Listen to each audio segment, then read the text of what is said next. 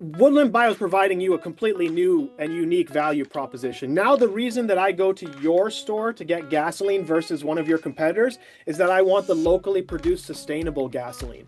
Locally sourced, sustainable gasoline is not a sentence you hear every day. So I'm just going to put that out there. I think that's kind of neat.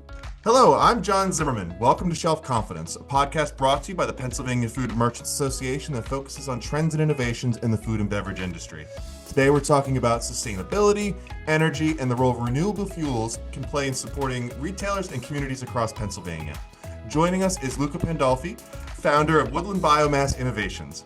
Woodland Biomass Innovations is working to convert low-grade woody biomass into renewable fuels and biochar, while supporting forest health and economic growth here in the Commonwealth. Luca is here to help us explore how that work connects the food and beverage industry and what it could mean moving forward. Welcome to the show, Luca, and Happy New Year. How are you today? Oh, pleasure. Thanks for having me on, John. I'm really excited to have this conversation with you today. Awesome. No, we've been looking forward to this. So yeah, we're just going to go ahead and dive right in. I'd love to know the history of where this came from. I understand this goes back to some of your college years, so I'd love to hear the story, the genesis of this. Yeah, no, it's interesting actually. It's coming up a lot lately. I went to college in the Finger Lakes in New York, Ithaca College, and if anybody's been to Ithaca College, you might know or went there, you know that they have an extensive forest behind the campus. And so when I moved to college, I was having a bit of a rough time, and the forest became my home. It became my refuge in many ways. And I spent entire days back there just exploring it felt like a wonderland to me because I'd never grown up with forests like that. And so it really felt like a whole new world. And it was in those forests, 2 or 3 years later when I was studying geography at the time and I was in an environmental science class, that we started learning about some of these biomass to fuel processes in a very basic manner. Just, in the class, it just came up in conversation basically. But after the class, I went up to the professor and because I was just fascinated by this whole concept and basically said, like, this is a subject that I'm actually really interested in and I'd like to see if we could do a bit more research. And the professor basically told me, hey, let's sign up we have an independent study course where it's just going to be me and you for 2 semesters. And we just focus on a project that you want to study. And so let's make this your project. Let's study biomass to fuel processes, especially focusing on the commercialization aspect. So I wasn't, I kind of had an option at that point. I could go down the laboratory route where I was going to go become a chemist and actually, be in the lab developing these processes. But as I started to study what was available, what I recognized was needed more than lab workers was people who would specialize in the commercialization, taking what's already been developed in the lab and actually commercializing it, bringing it to market in a meaningful way. Because what you learn as you start to look at these technologies, there's no shortage of innovation happening. We have some really exciting stuff being developed at the laboratory scale. The issue is always with the commercialization of that technology, Yeah. making it to the point where you can actually get it to consumers. And that's what would drive me nuts when I was in college is like, we'd learn about all these great technologies, but the question always was, where is it? I can't get it right now. I can't buy it at my corner store. So let's start developing a company that focuses on that problem, commercialization. So that's one thing I always have to explain is like we aren't a technology company actually. We didn't develop any proprietary technology at Woodland Biomass. What we're doing is we're using existing technology developed by other companies at a pilot scale, and we're developing a plan to commercialize those technology to prove that you can create a financially viable operation using those pilot scale technologies at a commercial scale. So where we're focusing now is on Tioga County, on the northernmost tip of Pennsylvania, right in the center of the state. So it's where we've identified, there's a availability of material and a lack of markets. So Hmm. you have you used to have a lot of paper mills around there consuming lots of material, and that actually helped support the sustainability of the forest management practices in that region. As paper mills shut down, and then after that, pellet mills came in and started to serve the same market, but also then pellet mills started to shut down. You basically had an availability of material and nowhere for it to go, no markets for it to go in. And it's essential in terms of forest management that we get rid of these low grade materials. Because if you only extract high grade material from a forest, what you're leaving behind is only the junk. And that's what's going to propagate the next generation. You really want to be removing equal amounts of multiple types of classes of material so that if you remove low grade material, for example, now you're leaving the high grade material behind to propagate the next generation of trees. And so that's actually, that's trying to reverse some of the process that's happened over years of us extracting only the most valuable trees and leaving only the worst behind. We're trying to kind of start reversing that process by removing some of the junk and making space for more desirable growth to come back in its place. So anyway, I kind of went on a tangent there. That's Oh, beyond that's like great. where it started. Went into where it is now, but No, that's great. No, I was about to joke. It's like, yeah, I imagine there's a lot of trees up there. Yeah. you see it. This is actually right here. This was taken in Tioga County. Oh, I love Where it. we're going to be built. As far as the eye can see. This is one of my favorite photos. Oh, that's amazing. I've driven through it. I've often wanted to go camping up there, but that's another topic for another day. I hear there's good camping up Mhm. there. Yeah, we'll meet up. We'll show you all the good spots. I'm game. So yeah. So when you first sketched out this idea, I'm sure you had some criticism for this, and I'd love to know like how you addressed those concerns and when you were building your prototype. So we're still building the prototype. I mean, a lot of the concerns really have to do with the scale. Hmm. So when I after I built out the research, I then developed that into a business plan. And I ran in what was the Ithaca College Business Idea Competition. It was my first taste of entrepreneurship, where I pitched the idea for the first time way back in college. We're talking over 15 years ago now. There was excitement. I came first place in that competition and won that, but that was followed by an entrepreneurship course about how do you actually start businesses? You have a cool idea. Now let's get into the itty gritty of how you actually build that into a successful project. And the issue that kept coming up time and time again in that process was that Woodland Bio is not your typical startup. Your typical startup tries to build what's called an MVP, minimum viable product, right? A prototype, like let something that I can actually put on the desk in front of you and say, here's a gallon of my gasoline that I made in my garage. Now give me money to go and build the big version of this, right? The issue was that the technology we're talking about, it's already been done at that garage scale. It already exists, and it's been done multiple times. We needed to be able to take that and say, look, the garage scale exists. We didn't build it, but someone built it. Here's the garage scale. Now give us money to go and build the big version. And the issue is that there's no revenue to build up there. Typically, I use the revenue from selling the gasoline from my garage to then build a slightly bigger version, make a bit more money from that, build a slightly bigger version, and we keep scaling that way.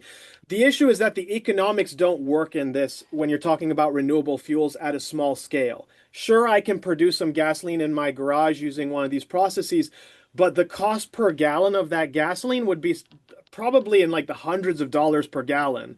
If I'm just producing it at that tiny scale in my Yeah. garage, to get down to the point where I can actually sell a gallon of gasoline at a price that's competitive with fossil fuels, that's what we're trying to do in Tioga County. This is the minimum viable scale if you want to be price competitive with the gasoline that's on the market today.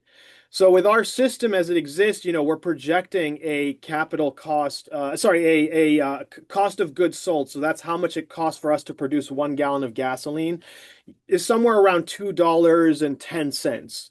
Okay, Okay. so you can see there we're kind of we are competitive, especially when if we were going directly to market, that's a great price. People would love to see $2 these days at the pump. Sure. But that's actually the wholesale price. There's a distributor between that, and then of course the retailer as well, who have to all take their cut, and then of course taxes are put on top of it. So you're really talking about $1 on top of that by the time it gets to the market. So you're really now at like $3.10 per gallon at the pump. Still sounding No, pretty not good. terrible. I mean, that's competitive. Right, yeah, Yeah. exactly. We're competitive, exactly. So, and that's the key point is that this system can produce gasoline and be competitive with fossil fuels without any kind of credits or incentives. The trouble is that it's not profitable enough for investors to really get excited to invest hundreds of millions of dollars in building the plant. That is where the credits really do come in, especially in these early stages when you're proving the technology out. These credits are essentially double the revenue that you get from that gasoline. So now instead of getting $2.10 in revenue, we're actually getting closer to $4 and 50 cents in revenue. So, that provides the margins that gets investors really excited to say, oh, okay, now I see where, we invest money now and we're going to be making lots of money later is with the credits on top of the wholesale price of the gasoline. So we do kind of rely on those credits because it's an early emerging market. The idea is as you build more of the systems, the cost of production comes down. Now we don't need the credits as much to be price competitive with traditional fossil fuels. So that's really where I don't think that the credits are necessarily like a long-term solution to making renewable fuels viable. What they are is a crutch to get us through the really difficult growing pains. Get you off the ground. Yes, exactly right. Yeah, and get investors excited as well Yeah. to say like, yes, this is profitable enough that I'll put, hundreds of millions on the front to actually build the system.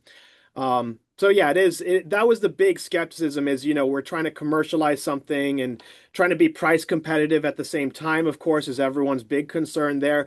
And at the same time, prove that we're also sustainable and that we have all these benefits environmentally as well. So, there's a fair number of challenges, but yeah, we've made pretty okay progress overcoming them. People have ideas all the time, but if you can't take it to market, if you can't get your pigs to market, like, what are you gonna do?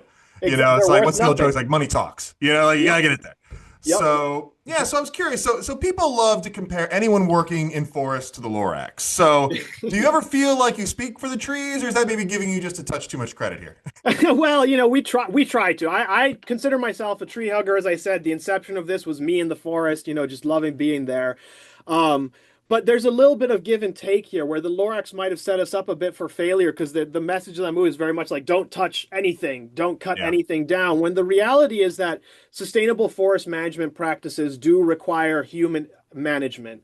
And this actually dates way back. The example I give is when settlers were first arriving in the Americas, in fact, they discovered this lush green forest and they thought that this was pure wilderness. This is what wilderness looked like. The reality was actually the natives had very Yep. advanced forest management techniques.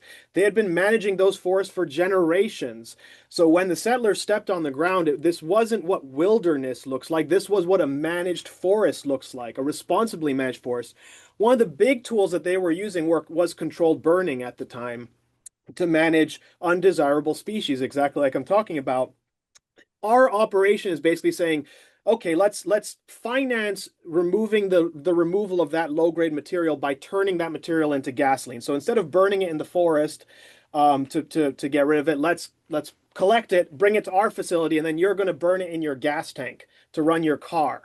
Right, so we're moving that combustion from in the forest to in your gas tank. And the reason that works out environmentally is because then again, when we remove that material, we're making space for desirable growth, long-term growth to come in, these larger trees. And those large trees are really what are your carbon sinks. Those are what are going to capture large amounts of carbon and sequester it in the forest, not the low-grade stuff that's on the floor. That stuff is going to decompose and release carbon. So that's where you're trying to make space for more of those long-term trees that are going to capture carbon. And that's where, yeah, I think we're the Lorax, but it does involve some harvesting. It does involve some cutting as well. And that's where, the reality of being the Lorax does involve that part of the equation. It's not just leave it and don't touch it, basically.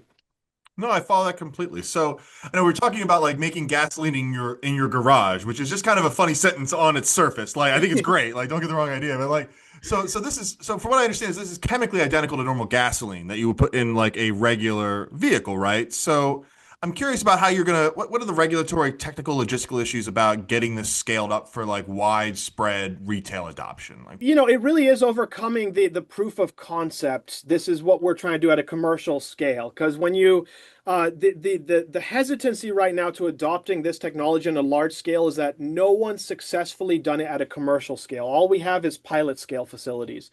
For reference, pilot scale facilities are usually 1/10 the size of a commercial facility. So okay. they produce the fuel, but it's not a commercially viable operation. It's really just there to prove that the system works as they say it will. And so that's really been us proving the concept that it works at a commercial scale. That is the biggest barrier to adoption. Once we prove it works, the idea is you can take that exact same design that we're building in Tioga County and you can copy and paste the exact same design wherever there's an availability of woody biomass. And so that in Pennsylvania is pretty much Yeah. most counties, I'd say like 85% of counties, that you could put one of these facilities in Pennsylvania. And so that is the issue. The other issue is just the sheer scale we're talking about. So Tioga County, we're going to be producing, if once we get to successful commercial scale operation, we're going to be producing 42,000 gallons per day of gasoline. That's 0.4% of Pennsylvania's demand for gasoline. So you're Okay. thinking about there's a day where we need 250 of these systems spread across Pennsylvania just to feed Pennsylvania on its own demand for gasoline.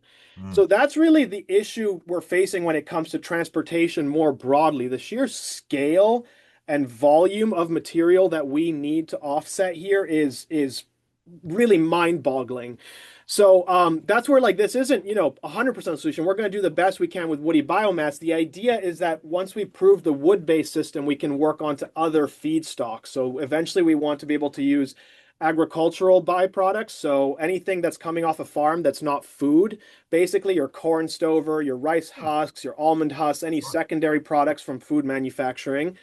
Then after that would come animal waste, and so that's working with dairy producers Hmm. and any other kind of livestock producer, basically, and any kind of waste that they're producing. After that is sewage. Human sewage would be the next phase. After that, of course, in cities, that's where we could start to move more into some of the urban areas because you have larger supplies of that type of material. The one after that is vegetable oils and animal fats. So that's again from large food manufacturing. That's when we're talking about your chip producers and all your other type of manufacturers. If you have spent oil, that's a great, this will be a great outlet where we can actually buy that oil off of you and give it a second life in a diesel application. Final destination, of course, is municipal solid waste. If we could one day be converting trash into renewable fuels, that's the, if you will, the holy grail of renewable fuel production. A few companies have actually died because they tried to go right after the Holy Grail, right? They said, we're going to skip all the easy stuff, the wood, all the other stuff I just listed, and we're going to go right to the Holy Grail and try to process municipal solid waste. And inevitably, that just caused so many problems because of the variance in material that you're trying to handle. It's so inconsistent. And so it causes a lot of problems in the process. So that's kind of where, where we have this graduated approach. Start with what's easiest, which is woody biomass, and start to work our way around to some of these other materials so that we can actually meet this massive demand that we have for fuel, not just in the United States, but globally as well. So that's really the long-term kind of, and some of the biggest challenges we're going to face is just sheer the scale we need to get to address this problem is it's really hard to wrap your head around. No, but it's a big mountain, perhaps, but you can see the mountain though. Like there is some numbers there. So I want to pull that thread a little bit more though. So like obviously we're talking about trees. How is this different? Like explain it to me a little bit better. I'm curious how this works with the trees versus the human and animal waste. Like I would not have expected that. So I'm just curious how that works a little bit. Right, yeah. So we're going through a two-stage process here. And this we didn't invent this at Woodland Bio. So Sure. the history of this technology, the first process is called gasification. It's basically a giant pressure cooker. Hmm. So whatever you throw in the pressure cooker, it's high temperature, high pressure, and no oxygen. And so in that environment, instead of combusting, the material turns into a product that's known as syngas, stands for synthetic natural gas. And so this is primarily carbon monoxide and hydrogen. And this can be at that point you can just burn the syngas. So this was first implemented in London in the 1800s, where they were gasifying coal to produce syngas, and they were running the famous London street lamps off of gasified coal. So when you see in Mary Poppins them dancing around the street lamps, those were actually running on gasified coal, not on natural gas. Interesting. And that was the first application of this technology. Later, it was then found that wood could perform very similarly in a gasifier to coal. And that's where it's the easiest one to start with, because coal is really just petrified wood, fossilized wood. Sure. And so we can accelerate that process and we can fossilize the wood ourselves to basically create a coal-like product. And then we can gasify that coal-like product to our syngas and then convert our syngas. That's the final step of the process, converting that syngas into the finished gasoline product, a liquid fuel. The first time that was done was during World War II. So the Germans did not have any domestic supply of liquid fuels, but they had a huge demand for it, obviously, with the war machine. So they were the ones who developed the second process, which is called gas to liquid, abbreviated to GTL. Does exactly what the name says. It turns a combustible gas into a combustible liquid.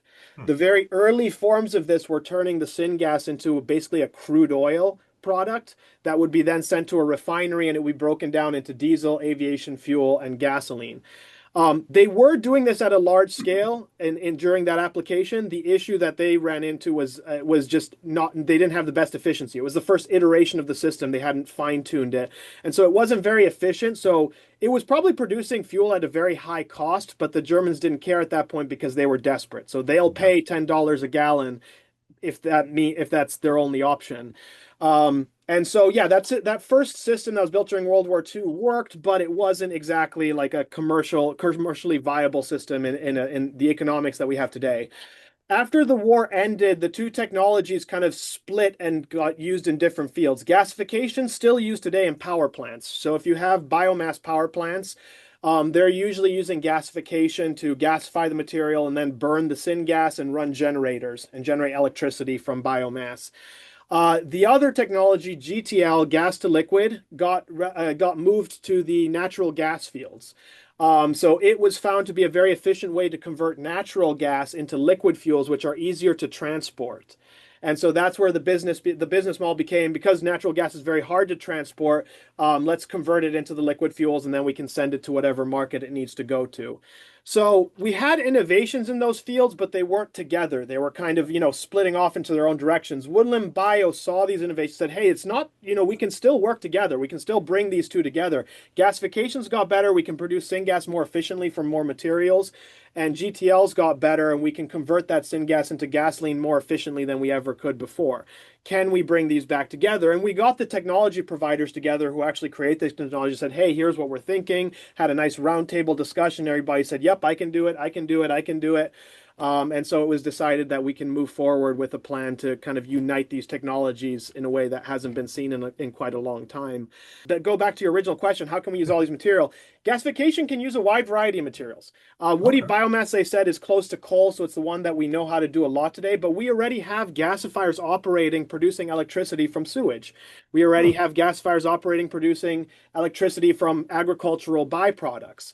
So we understand those processes. We understand how to gasify those materials. It's just that you don't want to necessarily mix them all together in one system. You want to build one system that's specialized for each track because there's a slightly different Uh, process, pre-treatment process before you get to the gasifier for each one. So that's the main limitation, is that we can't just switch from one to the other from day to day. Each system is tailored for one feedstock and to process that feedstock, but we can make different systems for different feedstocks based on what's available in your local area. so you would basically be sorting the input and then putting it into different gasification tracks, for lack of a better term. Yeah. Exactly right. Yeah. And that's what these ones who are trying to do municipal solid waste were doing, is just very advanced sorting systems to Yeah. break the material into different classifications for processing. That's the biggest challenge when you start mixing feedstocks, is really just, separating the stuff that can't be processed together. Well, it sounds My really labor intensive. Like you would have to have people go in there and do that, I would imagine. Like I imagine only machines can only do so much of that, I would imagine. That's it. Well, yeah, that's what they were testing at this first system. More than testing gasification and GTL, it was a test of sorting, of the latest and Interesting. greatest in sorting technology, and trying Hmm. to automate sorting. And that test kind of failed. But again, it's not a failure of gasification or GTL, it's a failure of the sorting system and the feedstock that they chose to start with. But I do hope that there's a day where you can do semi-mixed feedstocks when it's intentionally designed. So my dream one day is to have a mixed feedstock for food waste and plastics, because that's beautiful for your Huh. retailer, right? You have a bunch Yeah. of waste food rotting on shelf that's wrapped in And plastic. wrapped in plastic. I was just thinking exactly. And if we could be able to shred that material to create a blended material of organic and plastic matter that can be gasified, now we could take waste streams directly from grocery stores and actually pay them for that material that we take in. So it would create a secondary market for food waste, essentially, Hmm. after retailers and from restaurant stuff. Again, that's my dream right now, because I, Sure. I you know I've worked in the food industry at various points in my career, and like I understand the amount that's involved in terms of waste, essentially. But it's not really waste, it's just product that could be used in a different way, is how I like to think of it. No, that's really fascinating. No, I'm glad you took the time to explain that. That was kind of neat because I didn't understand that. So that's really cool. How do you see this kind of project supporting local food and beverage retailers? Yeah, so I mean, number one, immediate is retailing, in terms of, if you want to be able to offer customers a unique value proposition for why do you buy gas from my grocery store, This is a unique value proposition. So up till now, buying the decision-making process for a customer picking where they're going to buy gasoline from is pretty much what's most convenient on my route. You Yeah. know, what do I pass by on my way to work or on my way to the grocery store, or whatever. There's a little bit of cost in there, okay, which if I pass three gas stations on my way to work, then I know because it's a routine trip, which one's usually the cheapest gas station, and I'd probably go to that one.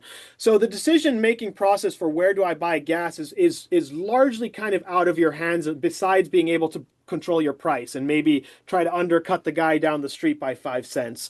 Um, Woodland Bio is providing you a completely new and unique value proposition. Now, the reason that I go to your store to get gasoline versus one of your competitors is that I want the locally produced sustainable gasoline. I want the gasoline that was produced just down the road from me and supports local jobs. And so it's not just about the price. We hope the price is going to be the same, but now it's also about what are your values? Do you care about supporting local jobs? Do you care about supporting manufacturing domestically? Do you care about the environment? Do you care about the community? These are all new value propositions to push customers towards your gas station versus any of your competitors. Long term, of course, as I said, I hope there's some connection to be made involving waste and processing waste, but that is very much a very far down the road conversation. For now, it's really about putting you on the map and making you unique inside the gasoline retailer space. Locally sourced sustainable gasoline is not a sentence you hear every day. So I'm just gonna put that out there. I think that's kind of neat. So many retailers are looking to cut emissions in their transportation and logistics, obviously. How do your fuels fit into that effort? Yeah, so with gasoline, it's really depends on the retailer and what their transportation network is running on. A lot of retailers run on diesel, so Yeah. until we break into that diesel space, which we do hope to, so the same way that we can have variance on the inputs, what material we take in the future, we can design systems to also have different outputs. So gasoline is where we start. It's the largest market by far. We consume twice as much gasoline as we do diesel and aviation fuel combined. So it's just what makes sense to start with, also from a technical standpoint. But we do hope that we will be pretty soon after that implementing the diesel systems and the aviation fuel systems. Aviation fuels won't impact retailers unless they really have some international operations, which Maybe some of some them of them. might. Exactly. Maybe they want sustainable aviation fuel. For now, though, the next target is diesel because that's more immediate. That's your trucks and everything. Then now you can buy sustainable, locally sourced diesel. You can put a big old sticker on the side of your truck saying we support local jobs and sustainability through our fuel selection. So that's when we break into that diesel space, when I think really the big advantages are going to come in terms of hitting sustainability goals and carbon emission goals for retailers. No, that's great. So obviously we mentioned earlier the biochar. I'd like to circle around to that for a second. So beyond the fuel, you produce the biochar. What potential uses do you see for biochar in agriculture and food production? Yeah, I mean, it's huge. The research just keeps coming out. The issue with biochar has always been this commercialization aspect, is that there's no shortage of uses. So you can add it to animal feed, and it apparently, well, and again, the research is there, so don't take my word for it. You can go, Google it and find the research papers. But the research is indicating that if you add a certain percentage of biochar as animal feed amendment, it increases the quantity of meat produced, but it also increases the health of the animals. Hmm. And so it kind of has this double-sided effect. But the other benefit that it provides is that they produce less methane. They less flatulence, essentially, to be like, try not to be crude about it. But that's good from an environmental perspective too, because that's a greenhouse gas. It's a very potent Yeah. greenhouse gas, so it's actually helping to reduce the emissions from meat production, if we can integrate it into that workflow. So you're getting better quality meat, you're producing less greenhouse gases in the process. It's kind of a win-win for farmers there. One of the other ones I'm really excited about is chicken farming, actually. I think that's one who's going to be one of the largest winners from biochar production. So, for chicken farmers, for those viewers who aren't familiar with the process, in the winter time, you have these large pens, lots of chicken inside. There's buildup of ammonia in the atmosphere that happens. So periodically, you have to air out the pens, right? You have to let all Hmm. that float out. Either you have to have a ventilation system that's continuously doing it, or you're just, if it's an old-fashioned farm, you're just opening the The doors on doors, both sides and let the wind take it all out. But the wind is taking all your heating out at the same time. And so yeah. now you close the doors back up. It takes a while for the heat to kick back in. You're using a lot of energy in that process. It's not very efficient. So the beautiful thing about using biochar as bedding when you replace chicken bedding with biochar, or at least partially replace it with biochar, is that the biochar actually binds with the ammonia in the atmosphere. So Hmm. you don't actually have to air out that pen as often. It helps keep the air quality inside the pen clean for longer, so you don't have to air out as frequently. The beauty of that is now the biochar has bonded with the ammonia. That is now a ready to go fertilizer. Between the animals, between the chicken scat and the ammonia, when you clean out that bedding now, it is a very potent, ready to go fertilizer. So you can now sell that down the stream to the next farmer to grow, corn or whatever else your product is.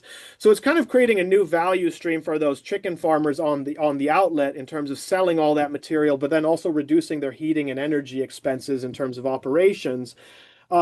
The reason I really like that application is just it's recycling that product multiple times.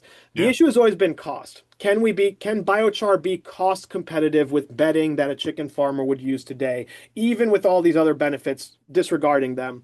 Um, the issue has always been no. Biochar is expensive to produce if it's the only product that you're producing.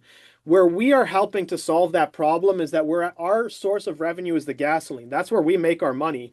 Biochar is just an incidental product that comes out the back end of our system. Ah, So okay. we can actually afford to sell it for way less than any previous producer could because it's just a waste stream for us, basically. And so that's where we can finally crack the code on biochar in terms of actually making it affordable for use at farm. So the issue has never been what can you do with biochar, it's been how can you afford biochar to do all those wonderful things.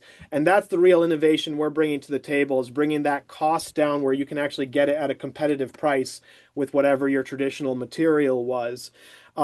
So yeah, that's how we kind of entered the equation. There's lots of applications there, also in steel and concrete. So, we don't spend too much time on biochar because we are first and foremost a gasoline company. As I said, that's where our money comes from. Hmm. Biochar is very much an incidental, but it's a very beneficial incidental for the environment, and for, local farmers that we can actually be providing that at a competitive price. Still kind of interesting that it's a byproduct of the process a little bit. There's a lot of chemistry that's going into this. I'm having flashbacks to my high school chemistry class a little bit here. Yeah, So, yeah, for me it was organic chemistry. My yeah. God, I cannot explain how difficult I find organic chemistry. But Uh, it's I had to wrap my head around it, because that is basically what we're doing is a lot of chemistry, yes, but involving organic processes as well. I had nightmares of balancing the ions and stuff or whatever it was. Yeah. No, Anyway. now we have people for that, and I'm grateful. It's wonderful to have, chemical Delegation, engineers and stuff. delegation. Yes. Yeah, exactly. Can't do a little bit of everything here. So no, it's good. We have some, excellent engineering companies that we work with that, provide more detailed level than I can even get into, honestly, at this point. No, So that's yeah. great. Well, circling back away from the engineering a little bit, back to some of the commercialization of this here a little bit.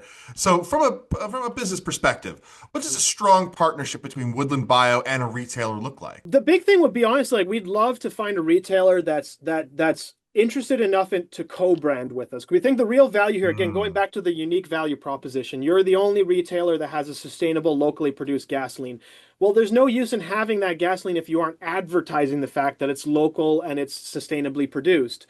So that's where we want to partner with the retailer. We're not just trying to sell you some gasoline. We actually want to help co-brand with you and provide marketing materials to say, here's how you can educate your customers about what the product is, why it's beneficial, and why they should be picking you over any of your competitors. So that's where, that kind of partnership driven approach where they're open to co-branding and co-marketing with us to really reach the customer. Because, for example, like with the way we're building the branding here, we would see a world where a customer would be able to go to the Woodland Bio website because they're passionate about what we're doing in terms of sustainability and community. And we should have a where you can find us page, right? And that would be all of the retailers who have chosen to carry our product. We don't plan to open our own gas stations. We aren't trying to get into the retail space. It is a nightmare of its own, but like I admire everybody who does it, like well done, because it looks very difficult. Not that what we're doing is easy, but that's where we need to specialize, right? As you said, delegation, let's all stick to our lane. So we're not trying to get into the retail game. Like we want to leave that to the professionals who know how to do it well and basically just co-brand with you to raise awareness about the product overall. So I will say in that we have a letter of intent. We're developing a distribution agreement with a pretty well-known distributor based out of Pennsylvania that I think a lot of your retailers are going to recognize the name. We can't mention it yet because we're still in the negotiation phases. But the beauty would be that it's a retailer that it's a distributor who already works with a lot of retailers, and so it's someone that they're going to recognize. Many of them already get their gasoline from this distributor, so it's going to be a very simple process to be able to switch to renewable gasoline if that's what you want at your facility. Now, as a marketing person, I definitely appreciate a good co-brand. I keep getting hung up on that sentence of just, locally sourced sustainable gasoline. Again, it's just not a sentence you hear every day. Like I could just see Yeah. that on a bumper sticker or something, like, but anyway. So you said your model can improve long-term forest health. How does creating a market for low-grade wood accomplish that? Yeah, great way of phrasing it. So we work, and this is where I'm going to put the caveat here. I'm not the expert. We work with foresters who are the expert. And in fact, we have a signed letter of support from the state forester, Seth Cassell, who runs DCNR and helps prescribe, how we're going to manage state forests sustainably. Amongst other, we also have the Allegheny National Forest as well, letter support from them. So we work very closely with the professionals in that space to understand how does sustainable forestry work so that we're not prescribing this. Because the really important thing here is that I'm the middleman here. I'm making money off of the trees in a way. So for me to come here and say what we're doing is sustainable is not good enough because I have invested interest in saying that. It's more important to say this is what DCNR says, this is what Penn State prescribes. This is not Woodland Bio coming up with this prescription. And so that's where we rely heavily on them to do a lot of that educating. And if you come see us at the farm show, we're going to be at the Woodmobile with the Pennsylvania Hardwood Association. Basically just helping to educate about the forest industry and forest management at the Woodmobile, which is a trailer that goes around to schools educating about sustainable forestry. So they're really the experts. And if you can see us at the farm show, hopefully you can get an explanation directly from the source themselves rather than from me. But the short of it, as I can kind of relay it, is what I was explaining before. Is we have what's called high grading in the industry. So this means over generations we continued to harvest only the high grade material from the forest because that was the most valuable material. And so this has left behind all the low grade material in the forest to propagate, and it's not a good environment for new growth to happen. So what's happening now with organizations like DCNR, but then even on the non-for-profit side through organizations like the Rough Grouse Society, is what they're trying to do is a rejuvenation of Pennsylvania's forest. Our average tree in Pennsylvania is around 70 to 8 years old, 70 to 80 years old. And while trees do live a long time, they don't live forever. And so as all these trees start to age out, you're going to have a mass dying happening all around the same time, where a lot of trees at the same time are all going to start aging out and dying around the same time. And Hmm. at that point, it's already going to be too late for us to start getting out there and harvesting it all and trying to use it to make space for the new growth. Because what happens is those trees fall in the forest and they cover the ground basically, which means a new sapling can't grow in that space because there's a tree covering it. Agree there. So if you have enough tree death happening around the same time, you're covering too much of the ground to allow for new growth to spring up in its place. It takes years for those trees to decompose naturally, and so it's a very slow cycle. A lot of this has to do with the fact that we basically clear cut the forests around the Civil War, and so a I was lot about of to it kind ask. of, Yeah. yep, grew up around the same time. So we're trying to reverse the effect of that. What the Rough Grouse Society calls this is the mosaic approach, where they're trying to create basically stretches of young forest mixed with medium age forest mixed with old forest. So you want to create this variety in age groups in the forest to make sure it's sustainably cycling through.